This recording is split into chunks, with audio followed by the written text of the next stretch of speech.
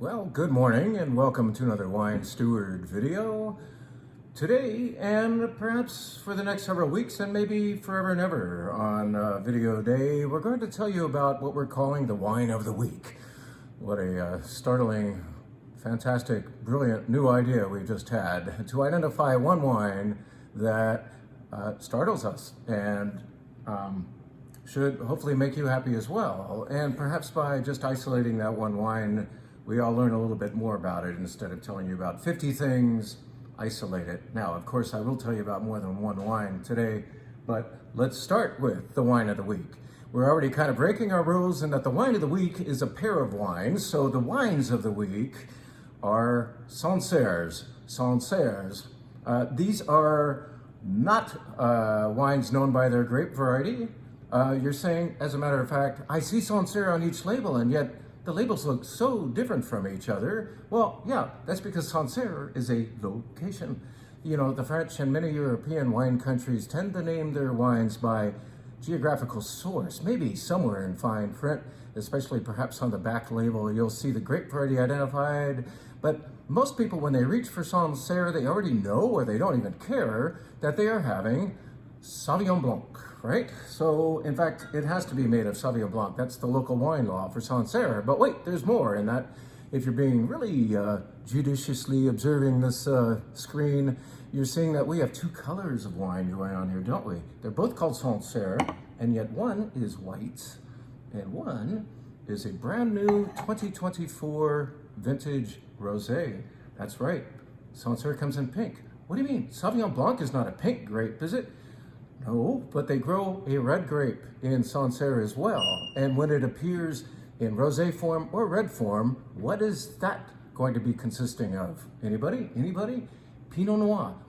Rosé of Sancerre Rosé and Sancerre Rouge, we could say, is made entirely of Pinot Noir. So the cool thing is they do share a geographical resemblance, perhaps we could say, in that when I smell this 100% Sauvignon Blanc, which is more appropriately called Sancerre Blanc, I smell spice and sassy citrus fruit, but also this lovely, haunting quality of wet rock, like I'm walking near a creek and I can smell water rushing over pebbles, all right?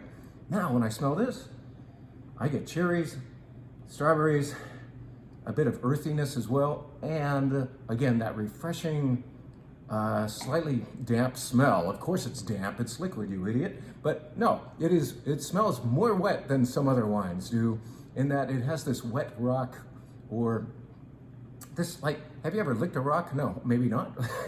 Why would you? But imagine licking a very polished rock, not a rough one that's unpolished, but that's kind of the quality that you have, especially once these wines get to your mouth. Let's prove that point.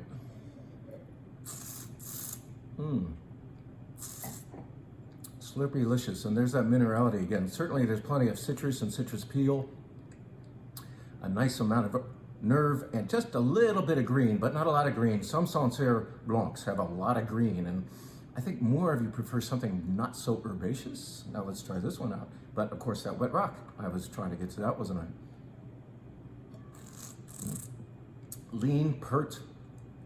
Once again, a little bit earthy. I think I can sense the Pinot Noir grape here, but more importantly, I can feel Sancerre. I can feel the minerality, we sometimes say, that is going to happen in any good Sancerre. Whenever we talk about Sancerre, that location, where are we, by the way? We're up the Loire River, quite a ways from the Atlantic Ocean. We're upper Loire, we could call it, across the Loire River from a place called Puy-Fumé. Have you heard of that? Sancerre sells, Puy-Fumé not so much, because people are afraid to try to pronounce Puy-Fumé. That's my theory. They're both great white wines. I don't know if there's such thing as Puy-Fumé Rouge, as a matter of fact. I gotta look that up, find out something new.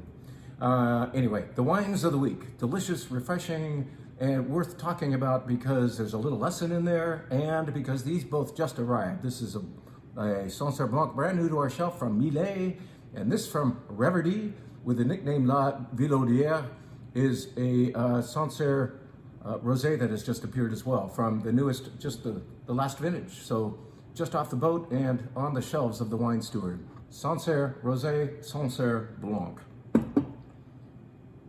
Let's tell you that those are both in the so-called white flight on our wine bar menu. We're going to try to get that wine of the week, or in this case, wines of the week, inserted any way we can into your awareness. So why not put it on the wine bar as well? Why not put it maybe in the wine club as well, and so on? Sorry for the Sancerre burp. Anyway, we are applying both of those to a white wine flight that we really can't quite call a white wine flight, so let's call it a refreshing flight, in that 4 of the wines are white and 1 is that beautiful Sancerre Rosé that is debuting this weekend on our wine bar menu. All right, let's tell you about just one wine in the red flight. All right, these wines were all chosen because this glass accommodates them so well. This is called the New World Pinot Noir glass, and just because it uses the term Pinot Noir, it is fantastic for Pinot Noir and other very heavily scented, perfumey reds. And so the likes of Beaujolais and Syrah and Nebbiolo and Northern Rhone Syrah and sometimes cool weather California, cooler climate California Syrah also works nicely in this glass. It has a lot of applications. When it comes to Tempranillo and Cabernet and a few others, that's when I get out my Bordeaux glass. But this has it's quite a range of things we can apply to the New World Pinot Noir glass. If you don't have these at home, you should have a few. These are not too expensive. In fact, I think they're pretty darn affordable for the effect they give you. I guess the idea behind choosing a particular stem for a certain wine is to taste that wine as well as it can be tasted, to smell that wine as fragrantly as it wants to be known, and it's a stemware shape that does that. This is like acoustics for wine. So think about it, and you'll be able to think about it by having 5 reds in a row that are applied to this particular shape. I'm only going to tell you about one, as I said, but this is doing double duty in that it is both in our wine bar flight and appearing in our world-class wine club. So those of you who are members of that club can access it as soon as you pick up your wine, or you can have it up here. Or if you're a non-member so far, why don't you join up? I think we bought enough of this so that we can sell you some anyway. Anyway, this is made by the children of Pierre Jean Villa. We have carried the wines of Pierre Jean Villa over the last 5 or so years. He's a master of the Northern Rhone winemaking scene, and he makes beautiful reds, usually Syrah, actually always Syrah, and then the whites, his Viognier from Condrieu and his Marsanne and so on. They're lovely as well. Pierre Jean Villa is a renowned, at least to those who love Northern Rhone, master of Northern Rhone varieties. This is made by his kids, and in fact the name of this brand new label, it's come to the United States for the very first time, is Histoire des Gosses. That means the kids' story. And in fine print, you see the kids' names way down there in the corner. This is Hugo and Pauline, I think. No reading glasses? Yeah, I thought it was Paulette. No, it's Pauline. Hugo et Pauline Villa. Sounds like a Spanish name? It is. I think Pierre Jean Villa had a Spanish parent. And you're not too far from Spain here in the Northern Rhone of France, don't you know? This is 100% Syrah. It's beautiful. It is yet another indication of what we're able to access from the Northern Rhone now that we didn't used to be able to get. In other words, fairly affordable Northern Rhone Syrah that's not called Côte Rôtie or Hermitage or Cornas, but since it doesn't have one of those big 3 most famous real estate names, it can go for a little bit less. In fact, half as much as those other wines, or maybe even less than that. This is beautiful, ethereal Syrah that loves this glass. Get these two together at the wine bar or at home. Let's tell you about 2 more wines that are on the wine bar. I said I was only going to describe one wine in the red flight. Well, these 2 reds are not in the flight. They are, as a matter of fact, available only by the glass because we want you to experience these with a little more experience. Yeah. In other words, when you have a whole glass of wine, you can more fully know it. These little tastes we give you, or 2-ounce pours we give you within the flights, I think they are a little palate jostling as you move from one wine to another. But here, make a bigger investment in one glass of wine with our Wines by the Glass of the week. And I thought it would be cool to offer you a traditional California red right next to a modern California red. And what do I mean by that? Traditional means this somewhat emulates the wines of Europe, particularly Bordeaux, in that this uses Merlot, Cabernet Sauvignon, and Cabernet Franc.